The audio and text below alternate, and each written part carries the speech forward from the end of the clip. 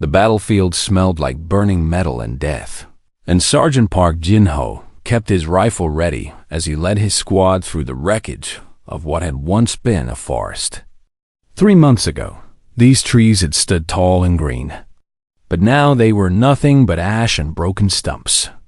And the war between the Volanthi Empire and the Krethox Dominion had destroyed everything beautiful on this world. Jin-ho was human, one of thousands who served as auxiliary forces for the Volanthi, and his squad of 6 soldiers followed him through the smoke with their weapons raised and their eyes scanning every shadow. "Sergeant, I am picking up a distress signal," Private Yoon called out, checking his scanner with nervous hands.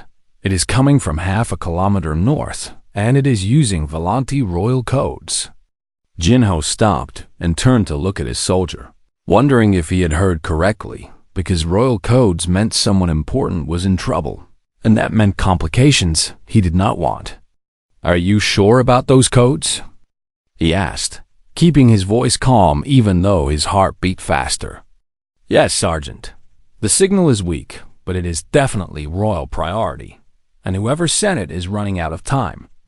Jin-ho made his decision in 2 seconds, because that was how humans operated, and he waved his squad forward as they moved quickly through the destroyed landscape toward the signal. They found the crashed ship in a crater of torn earth and scattered debris, and Jin-ho recognized the design immediately as a royal transport, the kind that carried diplomats and nobles between worlds. The hull had been torn open by weapons fire, and bodies of Volanthi guards lay scattered around the wreckage, their purple blood staining the gray soil, and Jin-ho felt his stomach turn at the sight of so much death. "Spread out and secure the area," he ordered, already moving toward the broken ship. "Yoon, you are with me, and everyone else watch for enemies." Inside the ship, the emergency lights flickered red and cast strange shadows on the walls, and Jin-ho stepped over broken equipment and shattered displays as he searched for survivors.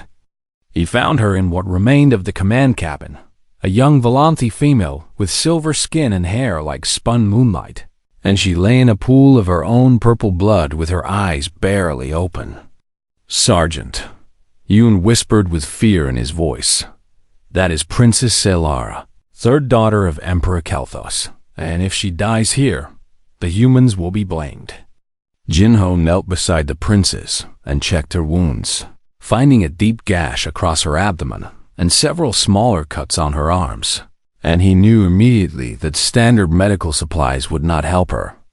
The Volanthi had copper-based blood, completely different from human biology, and the field medicine they carried was designed only for iron-based species like themselves. "She is dying," Jin-ho said, not as a question but as a statement of fact, and he watched the princess struggle to breathe with each passing second. Her eyes focused on him, and she tried to speak but only managed a weak sound that might have been a word, and Jin-ho felt something twist inside his chest at the sight of someone so young facing death.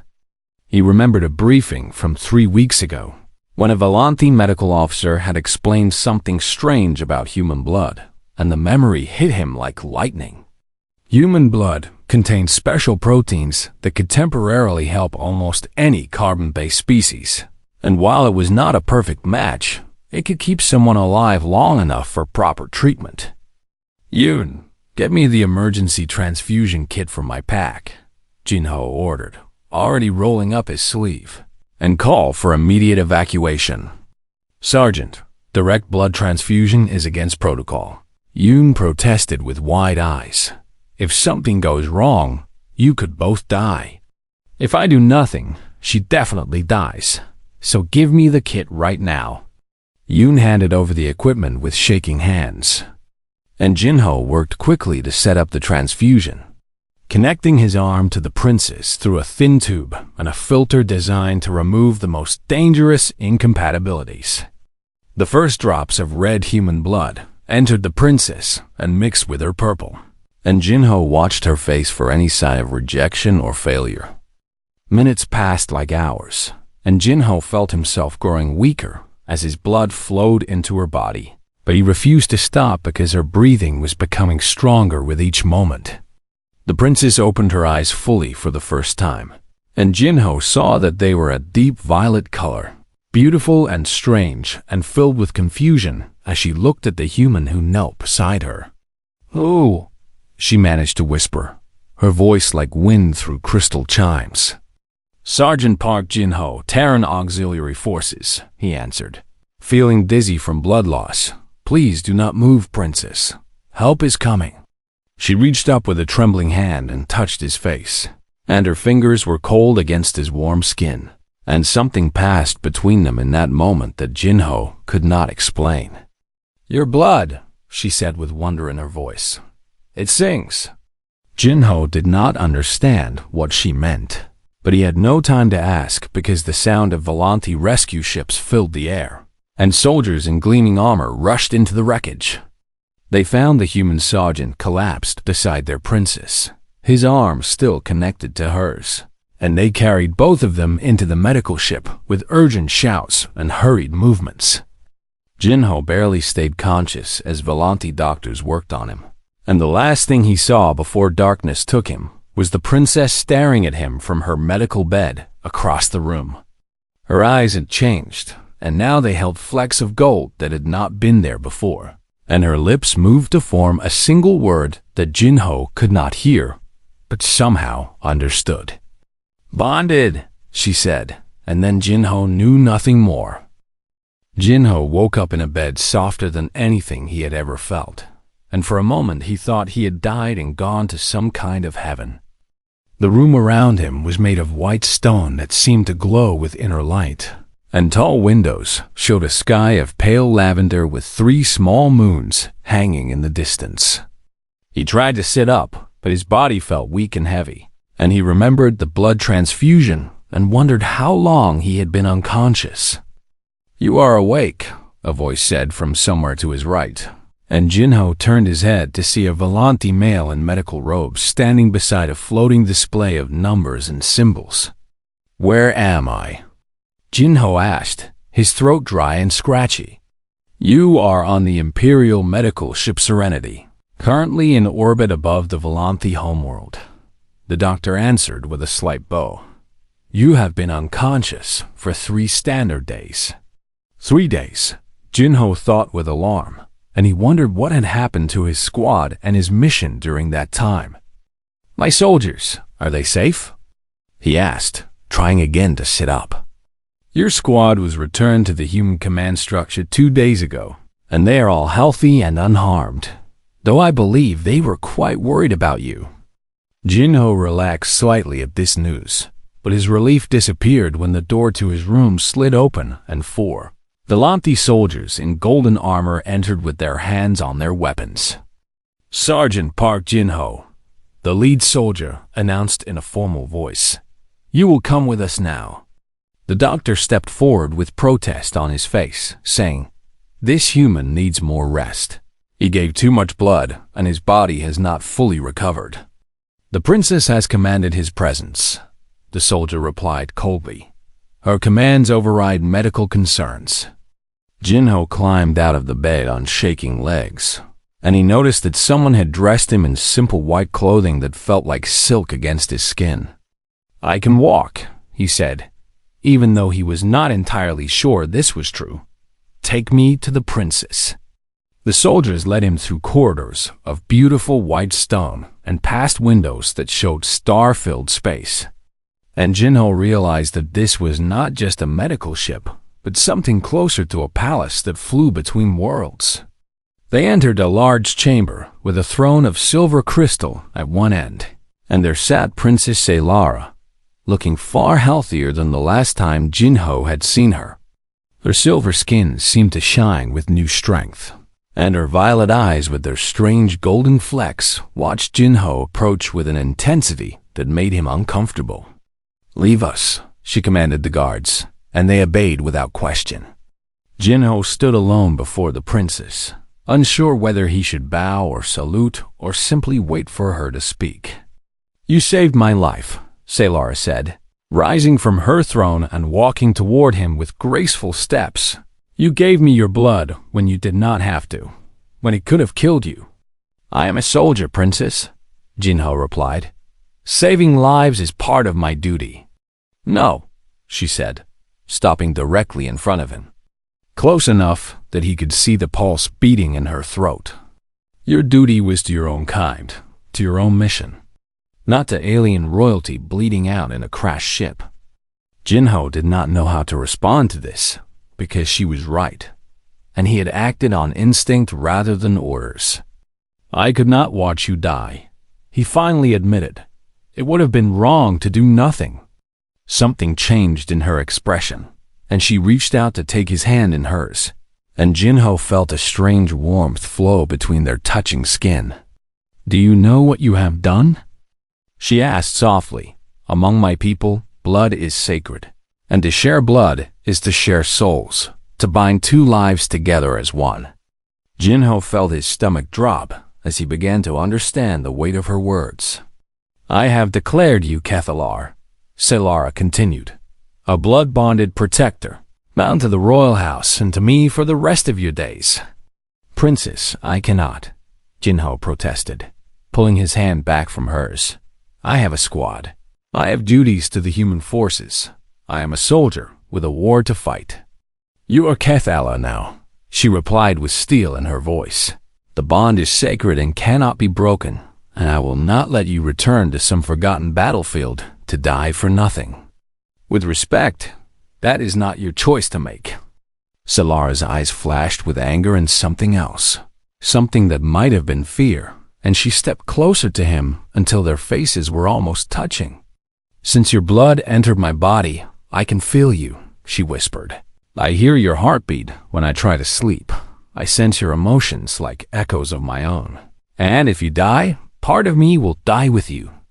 Jinho stared at her in shock, understanding now that this was not just about tradition or culture, but about something biological that neither of them had expected. What did my blood do to you? He asked quietly. It changed me, she admitted. The doctors say I am stronger now, faster, that I heal more quickly than any Volante in recorded history. But the bond is the price for these gifts. Before Jinho could respond, a new voice filled the chamber, deep and powerful and demanding attention. Daughter, you will bring the human to me, Emperor Kalthus commanded through an unseen speaker. I wish to see this creature who has bonded himself to my blood. Selara straightened her spine and lifted her chin, and Jinho saw in that moment that she was both princess and warrior. Come, she said to him. My father will decide what happens next, and I pray he sees what I see when he looks at you. Jinho followed her out of the chamber, knowing that his simple act of compassion had pulled him into something far bigger than one rescue on a burning battlefield. The Imperial throne room was the largest space Jinho had ever seen, with ceilings that rose so high they disappeared into soft golden light. Thousands of Volante nobles filled the viewing galleries along the walls, their silver faces watching the human soldier with expressions ranging from curiosity to disgust. Jinho walked beside Princess Selara down a long carpet of deep purple, and at the end of that carpet sat Emperor Kalthos on a throne that seemed carved from a single massive crystal. The emperor was old by Volante standards, his silver skin showing lines of age and wisdom, but his violet eyes were sharp and cold as they studied the approaching human. So this is the creature that shares blood with my daughter. Kalthos spoke, and his voice filled the entire chamber without effort. This small, fragile thing from a death world at the edge of known space. Jinho stopped at the proper distance and gave a military salute, because he did not know the Volante customs for addressing emperors. Your Majesty, he said clearly, refusing to let his voice shake. I am Sergeant Park Jinho of the Terran Auxiliary Forces. I know who you are, human, the Emperor replied, leaning forward on his throne. What I do not know is why you thought yourself worthy to bond with royal blood. I did not think of worthiness, Your Majesty. I thought only of saving a life. A murmur ran through the watching nobles, and Jinho could not tell if they were impressed or offended by his words. You speak plainly for one who stands before an emperor. Kelthos observed. Do humans not understand the concept of respect? We understand respect, Your Majesty, but we also understand honesty, and I will not lie to you about my reasons. The Emperor studied him for a long moment, and Jinho forced himself to meet those ancient violet eyes without flinching. My daughter tells me you wish to return to your military duties. Kelthos finally said that you do not want the honor of being Kethalar. I am a soldier, Your Majesty, and soldiers belong on battlefields, not in palaces. Then, we are in agreement, human, because I do not believe you are worthy of this bond. Selara stepped forward with anger on her face, calling out, Father, you cannot deny the sacred bond. It is older than our empire itself. I am the Emperor, Kelthos replied sharply. I can do whatever I wish, but I will offer this human a chance to earn his place or earn his freedom. Jinho felt hope rise in his chest at these words, because freedom meant returning to his squad and his mission. The rights of Kethalar, the Emperor announced, and gasps filled the throne room. 3 trials that will prove the worth of one who claims blood bond with royalty.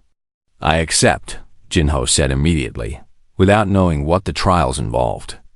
Foolish human, Kelthos said, with what might have been a small smile.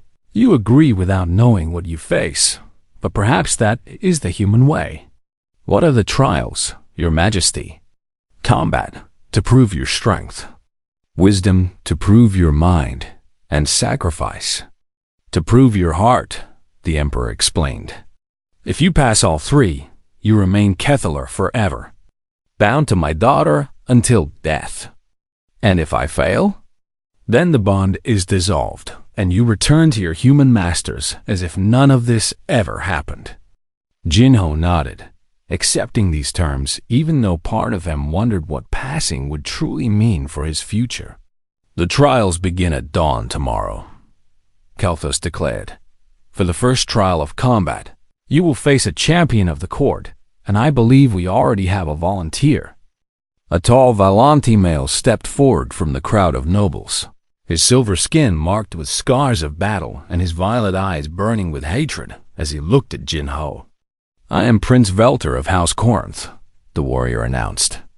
I was betrothed to Princess Selara before this human contaminated her with his primitive blood, and I demand the right to face him in combat. Jinho looked at this alien warrior who stood nearly a foot taller than him, with muscles that seemed carved from stone and a grace that spoke of lifetime of training. I accept Prince Velter as my opponent, Jinho said, because he had no other choice. That night, Selara came to his chambers in secret, her silver skin glowing softly in the dim light as she sat beside him on the sleeping platform. Velter will try to kill you, she warned, her voice heavy with worry. The rules say he cannot use lethal force, but accidents happen in combat. I have faced death before, Princess. You do not understand, she insisted, grabbing his arm with surprising strength. I feel your heartbeat as my own, and if it stops, I do not know what will happen to me. Jinho looked at her frightened eyes and felt something shift inside his chest, some emotion he could not name but could not ignore. Tell me about this bond, he asked gently. Tell me everything. Selara explained how the blood bond was ancient and sacred, how it was meant to tie great warriors to royal houses through sharing life essence. She told him that no outsider had ever been bonded to Valanthi royalty, and that the golden flecks in her eyes were proof that his human blood had changed her in ways the doctors still did not fully understand. I am stronger now, she admitted. I heal faster. I feel emotions more deeply, and sometimes I sense things before they happen, but the bond to you is the strangest part. What do you mean? When you were unconscious on the medical ship, I could feel your dreams, she whispered. I saw a planet of blue oceans and green forests, and I felt the love you carry for that world. Jinho thought of Earth, of the home he might never see again, and he wondered if this bond was a curse or something else entirely. I will face Velter tomorrow, he promised, and whatever happens, I will face it as a human with human courage." Solara smiled at him, and for a moment she looked not like a princess, but like a young woman afraid of losing something precious. "That is exactly what I am counting on," she said. The Imperial Arena was a circle of white sand surrounded by thousands of watching Volanthi, and Jinho stood at one end wearing only simple training clothes, while Prince Velter stood at the other in gleaming combat armor. "This is unfair," Jinho heard someone whisper in the crowd. "The human will die in minutes." He ignored the voices and focused on his opponent, watching how Velter moved, how he held his ceremonial blade, how his eyes tracked every slight motion Jinho made. The Emperor raised his hand, and the arena fell silent, and then his hand dropped, and the first trial began. Velter attacked like lightning, crossing the distance between them in a heartbeat, his blade whistling through the air toward Jinho's throat. Jinho dove to the side, rolled across the sand, and came up running, because he knew he could not match the prince in direct combat. "Stand and fight, coward," Velter shouted, chasing after him with murder in his eyes. But Jinho was not running away. He was learning, watching how Velter moved, finding the tiny patterns in his attacks that might give an advantage. For 10 minutes, the chase continued, and the crowd began to laugh at the human who could not stand against their warrior prince. But Jinho noticed something they did not, that Velter was growing frustrated, that his attacks were becoming wilder and less precise. On the next charge, Jinho did not dodge. Instead, he stepped forward into the attack and caught Velter's blade arm, using the prince's own momentum to throw him to the ground. The arena went silent with shock as the human stood over the fallen Volanthi warrior. Velter swept Jinho's legs, and they both went down, rolling across the sand in a tangle of limbs and desperate strikes. Jinho took hits that would have broken a lesser human, but he kept fighting, kept moving, kept refusing to surrender. The battle lasted an hour, and by the end, both fighters were bloody and exhausted, barely able to stand. Velter raised his blade for one final strike, but his arm trembled and the weapon fell from his grip, and he looked at Jinho with something new in his eyes. "I yield," Velter announced, loud enough for the entire arena to hear. "Not because I cannot continue, but because killing this human would dishonor me more than losing to him." The crowd erupted in confusion and amazement, and Jinho nearly collapsed with relief as the first trial ended in what the judges called a draw. The second trial came that afternoon, and Jinho was brought before a council of Volanthi elders who presented him with a scenario.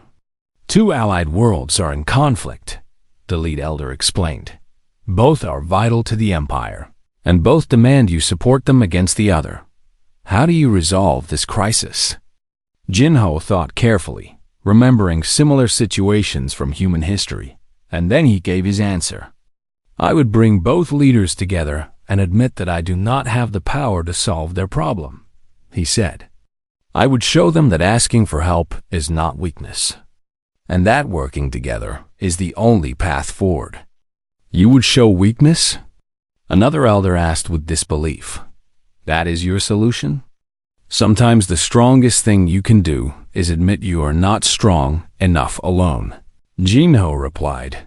"True allies are built through honesty, not through pretending to have all the answers." The elders debated among themselves for a long time, and Jinho worried that his human thinking had failed him. But when they announced their decision, it was in his favor, because his solution had worked in their simulation better than any warrior's approach would have.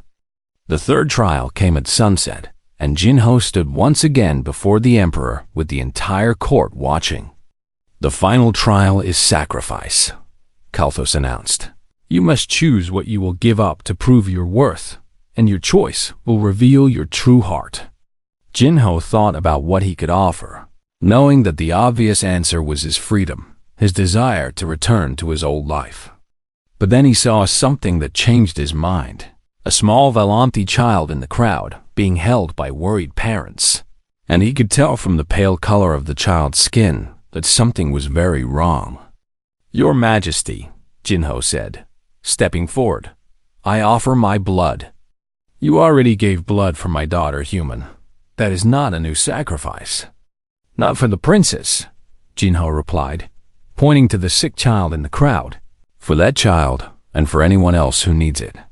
He pulled a small blade from his belt and cut his arm, letting red human blood drip onto the white floor. "My blood can help your people, and I offer it freely, not because of bonds or trials, but because helping others is what makes humans who we are." The parents brought the sick child forward with desperate hope on their faces, and Volanti doctors rushed to collect Jinho's blood for treatment. The court watched in stunned silence as the human gave more of himself, weakening with each passing moment but refusing to stop until enough blood had been collected. When it was done, Jinho stood swaying on his feet, pale and exhausted, but with a peaceful expression on his face. "The trials are complete," Emperor Kelthos declared, rising from his throne. "This human has shown combat skill beyond expectation, wisdom beyond his years, and a heart that gives without thought of reward." Jinho waited for the verdict, too tired to feel nervous anymore. But before the emperor could speak, alarms began screaming throughout the palace, and soldiers rushed into the throne room with weapons drawn. "Your Majesty," a guard captain shouted, "enemy forces have breached the planetary defense grid. Assassins are inside the palace walls." And Jinho knew that his final test had only just begun. The palace shook with explosions, and Jinho grabbed the fallen guard's weapon without thinking, his soldier instincts taking over despite his exhaustion. The Lamfi nobles scattered in panic as dark armored figures burst through the windows, their weapons firing bolts of crackling energy at anyone in their path. Jinho recognized the armor design from intelligence briefings. These were Krethok's assassins, the same faction that attacked Princess Salar's transport ship. "They are here for me," Salara shouted, appearing at Jinho's side with a blade in her hand. "They failed to kill me once, and they have come to finish the job." "Then we do not let them," Jinho replied, pushing her behind a pillar as energy bolts scorched the air around them. The throne room had become a battlefield, with Volanti guards fighting desperately against the assassins, while nobles fled through every exit they could find. Jinho counted 12 enemies, all heavily armored, all moving with the deadly precision of professional killers. "Can you feel me through the bond?" he asked Ilara, forming a desperate plan in his exhausted mind. "Yes, your heartbeat pounds like thunder in my chest." "Then feel what I am about to do, and move with me." Jinho burst from cover and charged directly at the nearest assassin, firing his stolen weapon with one hand while grabbing a ceremonial spear from a fallen display with the other. Salara moved at the exact same moment, as if she had read his thoughts, flanking the enemy from the opposite direction. They fought as one being, Jinho attacking when Salara defended, Salara striking when Jinho drew attention, their bond allowing them to coordinate without words. The assassins fell one by one, unprepared for this strange human who refused to die, and the princess who fought with new strength, flowing through her blood-changed body. But there were too many enemies, and Jinho was already weak from giving blood, and he felt his movements slowing as the battle continued. The assassin leader appeared, a massive Krethok in black armor decorated with the skulls of previous victims, and he smiled with a mouth full of sharp teeth. "The princess dies today," the leader announced, leveling a weapon directly at Salara's heart. Jinho did not think. He simply moved, throwing himself between the princess and the weapon as the trigger was pulled. Pain exploded through his shoulder as the energy bolt tore through flesh and bone, and Jinho fell to his knees with blood pouring down his arm. "Jinho!" Salara screamed, and something inside her snapped. She moved faster than any Volanti had ever moved, faster than should have been possible, and her blade found the assassin leader's throat before he could fire again. The remaining assassins tried to flee, but Salara was everywhere at once. Her body enhanced by the human blood that flowed through her veins, her rage making her unstoppable. When the last enemy fell, she rushed back to Jinho and pressed her hands against his wound, tears streaming down her silver face. "You fool," she cried. "You stupid, brave, wonderful fool. Why did you do that?" "Because you are worth protecting," Jinho whispered, his vision growing dark at the edges. Volanti doctors arrived and worked frantically to save him, and Salara refused to leave his side, even when her father commanded her to safety. Jinho survived, because humans are stubborn creatures who refuse to die when someone is waiting for them. 3 days later, he stood once again before Emperor Keltos, this time with Salara beside him and his arm bound in healing wraps. "You have passed the trials," the Emperor said, "and you have proven yourself in true combat, saving not only my daughter, but dozens of nobles who would have died in that attack." Jinho bowed his head, accepting the words but unsure of their meaning. "The bond of Cathalar is confirmed," Keltos continued, "but I offer you a choice, human, one that has never been offered before." Jinho raised his eyes to meet the Emperor's gaze.